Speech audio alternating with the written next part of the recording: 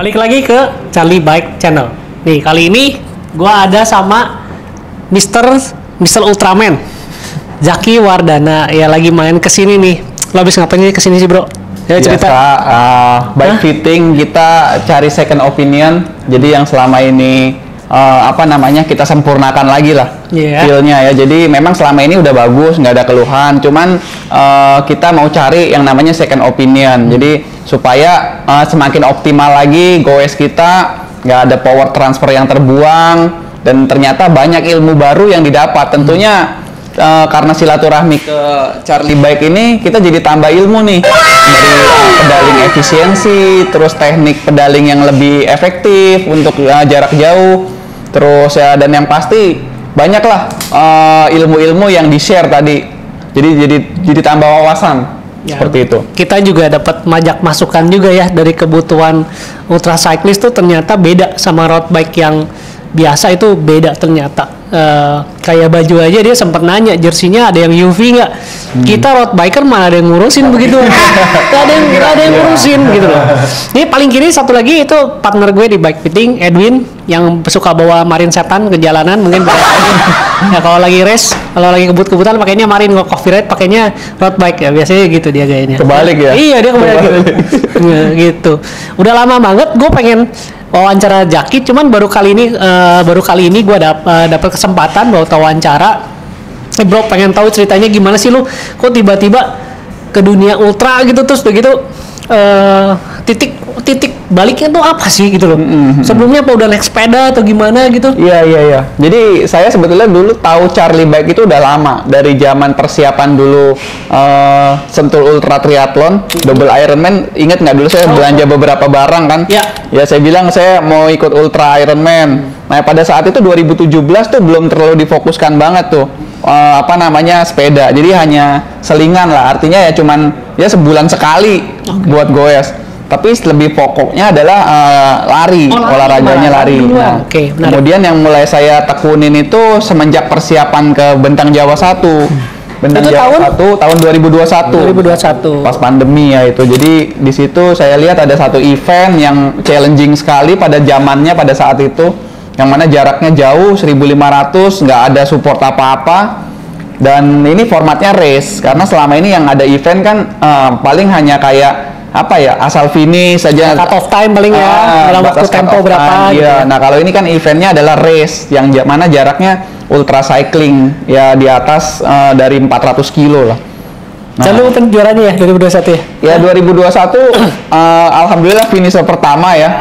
Finisher pertama, kemudian dari situ mulai sedikit lebih fokus lagi ke goes. Tetap ada lari pada saat itu, akhirnya di tahun kedua ikut lagi coba ya finisher kedua, finisher yang tahun keduanya jadi finisher pertama lagi dengan memperbaiki catatan waktu. Pecahin rekor sendiri lah gitu ya. Iya. 2022 tuh ya. 2023 saya cari challenge lain yang yang jaraknya lebih panjang, karena kan di Indonesia belum ada lagi nih yang lebih panjang. Tadinya mau daftar yang di Eropa, transkontinental, tapi nggak keterima. Nah, nggak keterima, akhirnya saya coba lihat-lihat, ada Trans Amerika, tinggal jeda 1 hari tuh. Jeda sehari pendaftaran, saya submit, nggak pakai babi bu, besoknya langsung dibalas emailnya diterima. Padahal nggak pernah goes sejauh itu, 6.700 kilo. Ya gila. Dan ini salah satu event bucket list ya, artinya yang memang suatu saat saya pengen ke Trans Amerika, tapi mungkin pengen nyoba dulu yang jaraknya 3.000 atau 4.000, jadi biar lompatnya nggak terlalu jauh. Dilalah malah langsung lompat ke yang 6.700. Iya. Jadi itu masuk kategori apa?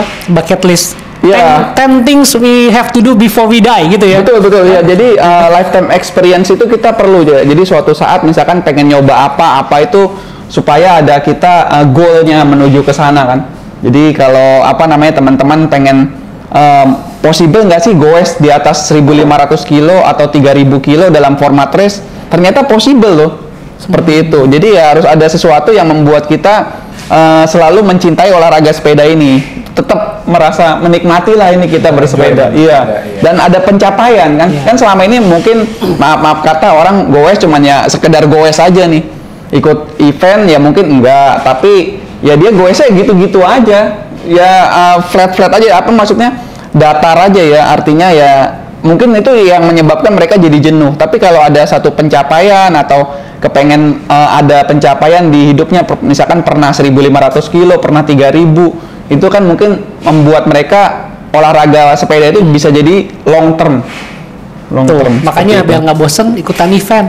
Ya, biar yang punya event juga pada ini laku kok. Iya. Gue juga tambah laku. Iya, gitu. betul. Ya, ada balapan JBL di Peak, ya udah semuanya rame-rame tuh, TT bike pada keluar ya, semua peralatan helm aero juga pada keluar ya, kayak gitu-gitu. Jadi ya bener, kalau ada event tuh tokonya udah kehidupan. Kayak tahun ini kan banyak banget tuh yang acara climbing banyak banget. Nah, itu juga sama, bikin kehidupan warna-warni. Nah, karena balik lagi ke Om Jaki. Bro, waktu di Amerika itu, itu kan rutinnya lo nggak pernah laluin. Nggak pernah. Terus juga suhu bisa baca-baca, tapi kan nggak tahu aktual, nggak tahu gimana. Realnya di sana seperti apa? Kayak gimana, tiduran kayak gimana, ada orang jahat nggak, entah lo diperkaos lagi kan, yang tahu gitu kan. Iya. Diculik kan di India ada ya. Memang cewek sih, kalau ini kan ya gitu. Emang gue takutnya kan kayak hal-hal begituan. Betul. Gimana cerita. Jadi saya itu datang ke Amerika pertama kali itu ya pas Trans Amerika itu. Jadi sebelumnya memang nggak pernah ke sana, nggak ngerti di Amerika itu gimana ya.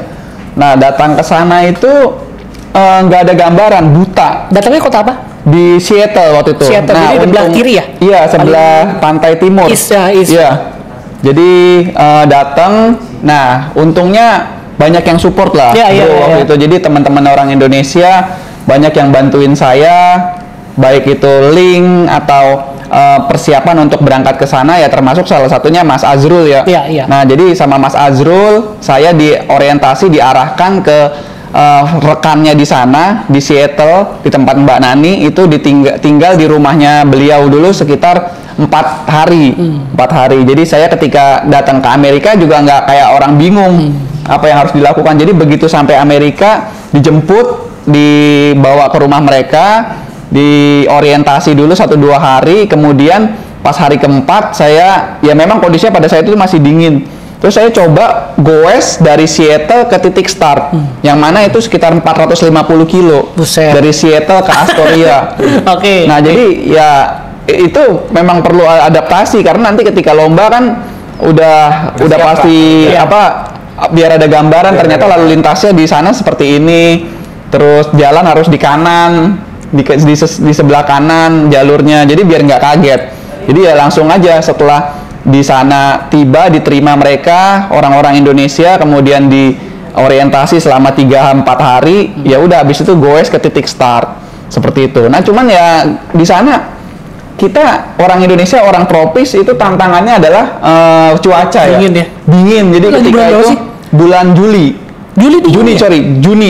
Juni ke Juli. Jadi itu masih masa transisi untuk menuju ke summernya di Amerika. Ya itu kalau kayak di Seattle yang kotanya memang dingin, mendung ya, sering mendung di sana.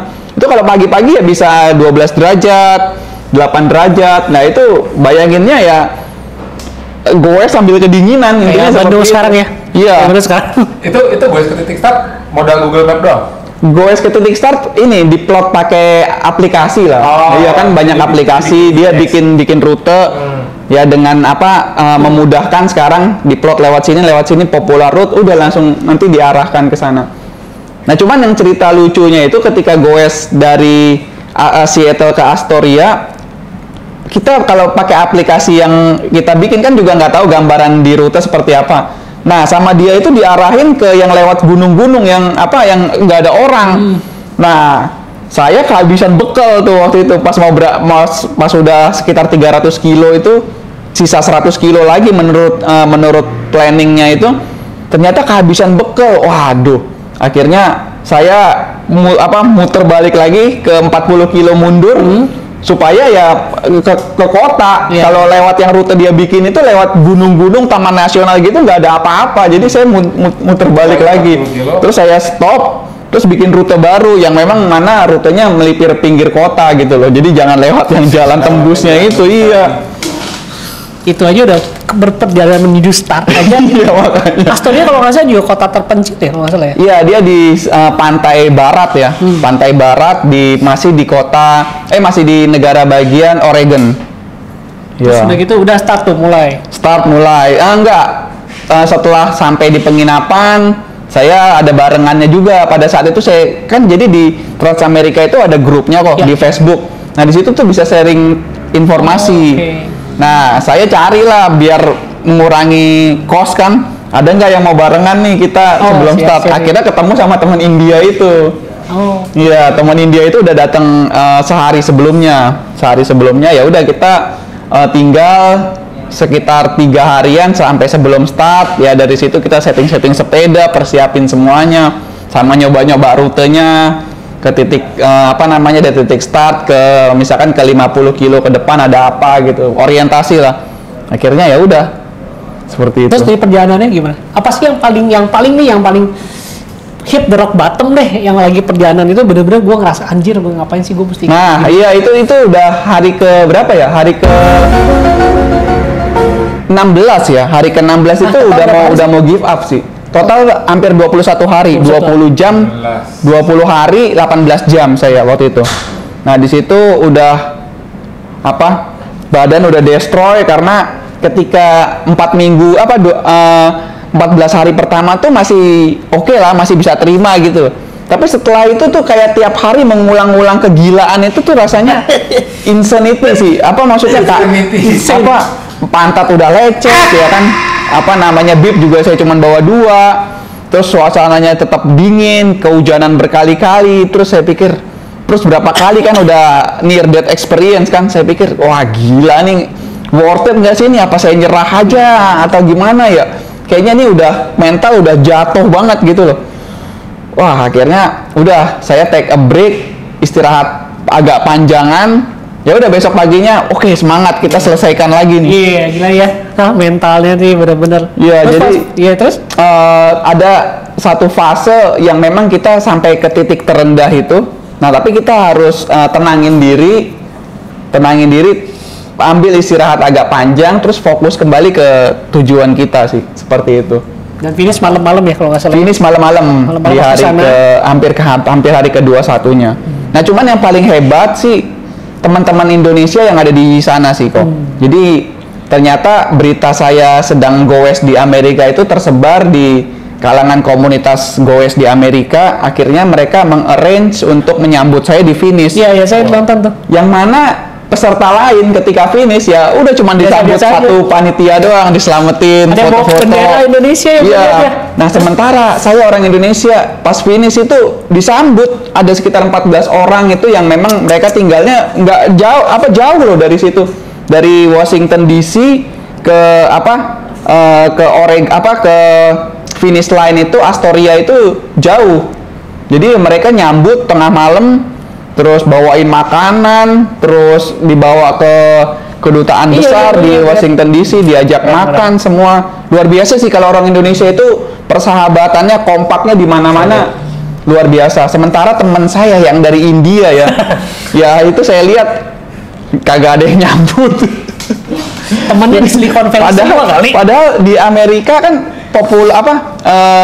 orang India kan juga banyak kan, tapi nggak semeriah orang Indonesia gitu. Jadi ya saya berterima kasih sekali sih ke teman-teman di seluruh Indonesia ini yang memang membuat perjalanan saya ini jadi viral, dan saya bisa selesai itu semua berkat dukungan dari teman-teman semua. Ada yang mensupport doa, ada yang mensupport dana, ada yang mensupport barang, semua itu ya semua adalah kolaborasi dari orang-orang Indonesia yang menyukai olahraga ultra cycling ini. Good ya, gila ya dengerinnya. Gue ya tadi dengerin merinding. Ya.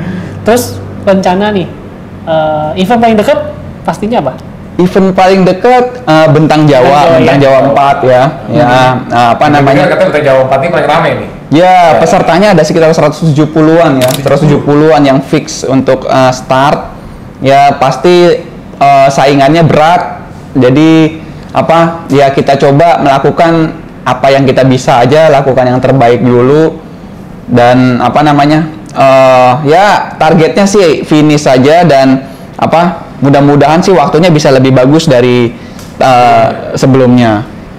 Kompetitor terberat? Kompetitor terberat pasti diri sendiri kok. Iya, jadi memang kita bisa menargetkan si ini, si itu, si tapi kembali nanti you are battling with yourself. Jadi Nggak bisa biasanya hari kedua itu posisinya paling destroy itu. Hari kedua. Iya, hari kedua itu mungkin karena kita ketika lomba yang jaraknya 1.500 gitu, biasanya hari pertama benar-benar all out push.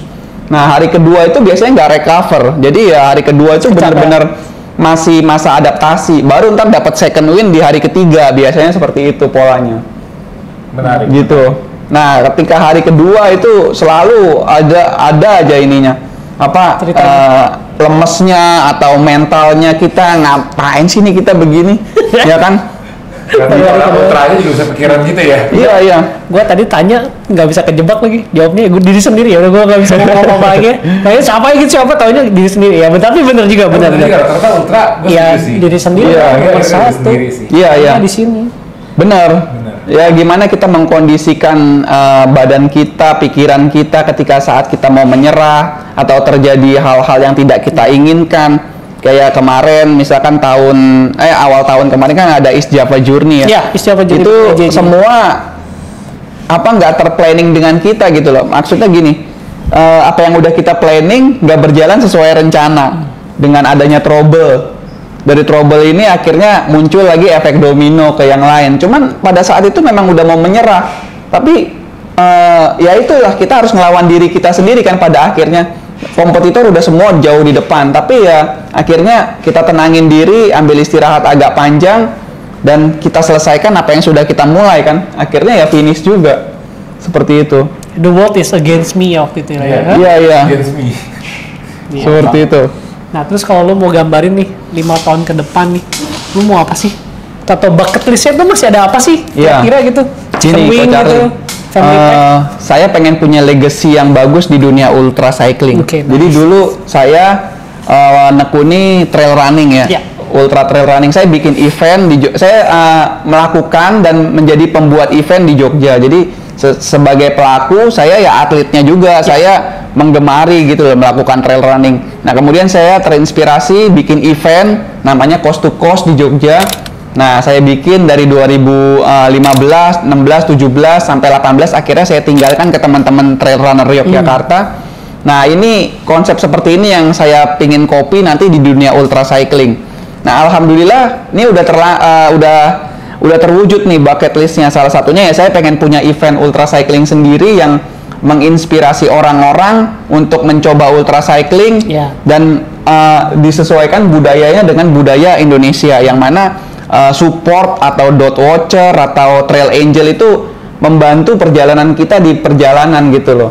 Nah, jadi dari situ akhirnya kan kemarin terwujud tuh 3.000 kilo race around Java. Race around Java. Ya, jadi menjadi salah satu ultra cycling terjauh di Indonesia ya kan. Nah, teman-teman peserta juga alhamdulillah selamat semua, zero accident. Yang nonton juga banyak, yang ngikutin, dan mereka berharap tahun depan ada lagi. Jadi saya sebagai atlet, sebagai pelaku juga kepengen punya event sendiri gitu loh, sehingga kita punya nama yang bagus di di olahraga yang kita tekuni. Dan menariknya lagi, banyak yang di acara restoran Java itu banyak, menurut saya agak kejutan sih. Nomor satunya perempuan Citra. Iya, betul. Luar biasa. Yang tadi cerita di awal? Ada juga. Money is not for all, bukan segalanya loh. Yang finish ketiga tuh pakainya sederhana sekali sepedanya. Iya, pakai grup setnya Claris 8 speed ya kan, dengan crank chainring 50-34, sprocket belakang 32. Jadi sepeda bukan halangan di dunia ultra cycling. Tetap maju. Tetap bisa finish. Jadi uang bukan segalanya. Tapi kalau boleh tahu nih ya, kan udah pengalaman bentang jauh udah. Ini yang ketiga ya artinya. Yang ketiga ikut iya. Kalau sekali main tuh berapa sih damage cost-nya? Kan banyak yang pengen tahu, cuma pengen ikut teman berapa sih habisnya gitu loh. Jadi mereka juga tahu. Terus yang satu lagi yang ke Amerika kemarin, kalau boleh tahu berapa sih ya, ibaratnya tanpa dokongan siapa-siapa ya. Kalau tahu ya biaya yang dikeluarin kira-kira habis berapa sih gitu. Oke, jadi kalau yang di Amerika kemarin itu kira-kira itu 140 jutaan damage cost-nya, dari mulai tiket, terus hotel sih yang paling mahal di sana. Paling mahal ya. Kemudian makan. Jadi kalau di dunia ultra cycling tuh ada satu rumus ya di Amerika itu per kilometernya itu dikali $5. Jadi kayak itu misalkan 6.700 ya udah tinggal dikali aja. Iya, dikali $5 per kilometernya. Kalau Indonesia kali nah, berapa? Indonesia sebetulnya juga ada hitungannya ya. Misalkan kita kayak goes 300 kilo yang mana nggak perlu nginep di penginapan, ya itu amannya sih pegang uang sekitar 300.000 saat berangkat. Itu udah buat makan, jajan di warung atau beli sesuatu di minimarket, itu udah cukup seperti itu. Jadi ya kalau kayak Bentang Jawa 1.500, idealnya sih kalau tambah penginapan pegang uang itu ya 2,5 juta sampai 3 juta. Ya, udah termasuk penginapan. Udah termasuk penginapan. Jadi penginapannya ya kan ada orang yang bisa tidur di mana aja. Kalau saya nggak bisa tidur di mana aja, jadi malah jadi nggak recover badannya. Jadi harus masuk penginapan ya budget sekitar 200-300 ribu. Ya. Terus makan sepanjang perjalanan itu udah paling aman sih dengan budget segitu. Nah kemudian bicara ini pengennya ke depan itu tahun depan mungkin saya akan coba di Australia, itu ada namanya Indian Pacific Whale Race, selalunya bulan Maret itu. Nah pengen coba karena Australia deket, tiket ke sana juga lebih terjangkau, mungkin biaya kosnya juga nggak semahal yang di Amerika. Kemudian nanti 2 tahun lagi pengennya coba North Cape Tarifa.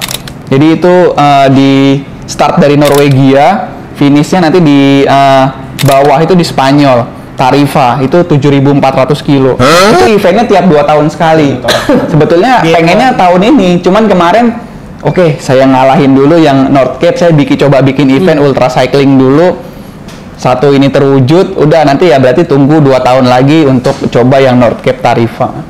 Seperti itu. Nggak ada rencana bikin apprentice gitu? Jadi legasinya bukan event tapi juga punya banyak murid gitu? Ya sebetulnya kalau bicara murid ya mungkin orang terinspirasi ya. Jadi mungkin ngelihat teman-teman ultra cyclist yang lain selain saya, akhirnya mereka berpikir, wah kayaknya ultra cycling ini menarik nih. Kayaknya aku juga bisa. Akhirnya kita lihat trennya deh. Pertama kali Bentang Jawa diadakan itu pesertanya cuma 38 orang. Tahun kedua diadakan udah sekitar 70-an orang. Tahun ketiga udah mungkin 120. Sekarang tahun keempat 177-an. Itu pun ditolak-tolakin kan? Iya, katanya ada yang ditolak-tolakin. Nah, bisa banyak banget. Kita lihat trennya ya. Race Around Java. Kemarin yang daftar itu 90 orang kok Charlie. 90-an orang, tapi yang start akhirnya 45 orang. 45 orang dikurang 3 orang did not start, ya berarti sekitar 42 orang.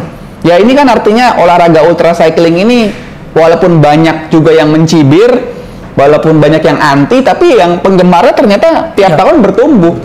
Karena orang butuh butuh mengetes juga limitnya dia, atau dia pengen berpetualang, pengen ada satu journey bagi dirinya mereka sendiri. Dan itu formatnya kalau kita cuma latihan sendiri keliling Jawa misalkan, itu mungkin motivasinya beda ya dengan ketika dilakukan saat event. Ada pengakuan, ada teman-temannya yang lain, jadi secara ini mentalnya beda lah. Nambah teman juga ya? Nambah teman, iya betul. Menarik sih, yuk teman-teman yang makanya yang mau nanya-nanya soal ultra cycling boleh ya? Boleh banget, iya. IG-nya apa? Zaki terbaik. Memang terbaik kok. Memang terbaik. Ini jujur humble banget orangnya. Padahal gue tahu pencapaian macam-macam. Cuman dari dulu pertama kali ke toko itu humble banget. Gitu loh. Dari tadinya gue juga nggak tahu ultra cycling apa dan belum pernah ikut juga. Paling jauh juga cuma 200 gitu ya. Cuman bener diinspirasi sih. Om Jaki ini pengen nyobain nih. Ini maksudnya anak gue masih kecil ya, alasan. Anak gue masih kecil-kecil. Kalau udah gede sih mungkin mau nih sama istri izin visanya yang belum keluar ya. Tapi salah satu pelopor atau pionir saya boleh kategorikan tuh Om Jaki itu bagi saya tuh salah satu pionir lah. Kita main ultra cycling di Indonesia gitu. Menurut saya salah satu pionir ya Om Jaki lah. Karena jadi rame gitu. Apalagi dulu itu kalau menurut saya di liriknya sama anak-anak gravel ya. Terus itu lanjut anak-anak road udah mulai ngelirik. Apalagi ada timnya EJ jadi ramai banget. Iya, betul ya. Jadi good lah buat industri sepeda di Indonesia pun juga jadinya bertumbuh. Ya, stabil dan ada lagi yang pengen mencoba dan ternyata achievable, bisa dicapai. Sama orang yang tadinya belum pernah goes 3.000 kilo. Ternyata kemarin ada yang finish, dia nggak pernah ikut event misalkan kayak Audax atau ikut event Bentang Jawa, EJJ.